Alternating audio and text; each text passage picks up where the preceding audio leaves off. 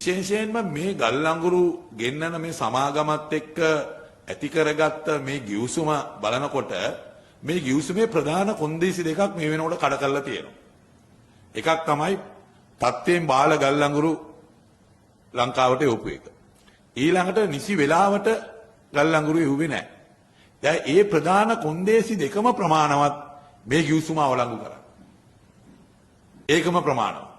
නමුත් අපිට පේනවා ආණ්ඩුව ඒ තීන්දුව අරගෙන නැහැ. ඒ තීන්දුව ගන්න ආණ්ඩුව ලෑස්ති නැහැ. ඒ වෙනුවට ඒගොල්ලෝ කියනවා දඩ ගහනවා කියලා. දඩ ගැව්වත් ඒ කම්පැනියට පාඩුවක් නැහැ. අපිටයි පාඩුයි. මොකද මේ එවල තියෙන ගල් අඟුරු ඩොලර් 70කට 70කට ගන්න පුළුවන් ඒවා. නමුත් අපි ගල් අඟුරු මෙට්‍රික් ටන් එකට ඩොලර් 90ක් අපි ගෙවලා තියෙනවා. දැන් මේ ලංකාවට එවල තියෙනවා ඩොලර් 60කට 70කට ගන්න පුළුවන් මේ බාල ගල් අඟුරු. එතකොට මේ අපි අරන් තියෙන්නේ ඩොලර් 98කට. දැන් එහෙම ගත්තත් මේ කම්පැනියට පාඩු නැහැ. මොකද ඩොලර් 60 70 ගල් අඟුරුනේ අපිට එවල තියෙන්නේ ඩොලර් 98 ගානේ. ඒ පාඩුත් නැහැ කම්පැනියට. එහෙනම් මේ දඩේ ගැව්වයි කියලා ප්‍රශ්නේ විසඳෙන්නේ නැහැ. දඩේ ගැව්වයි කියලා අපේ අලාභය අපිට වෙච්ච පාඩුව පිය වෙන්නේ නැහැ.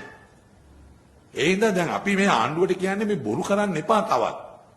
බොරුවට ගෙනල්ලා අර මේ දාලා එහෙම උනේ නැහැ මෙහෙම උනේ නැහැයි කියලා මේකෙන් ගැලවෙන්න එපා. දැන් මේක අපිට පේන තියෙනවා ආණ්ඩුව මේක වහන්න අහංගන්න උත්සාහ කරනවා.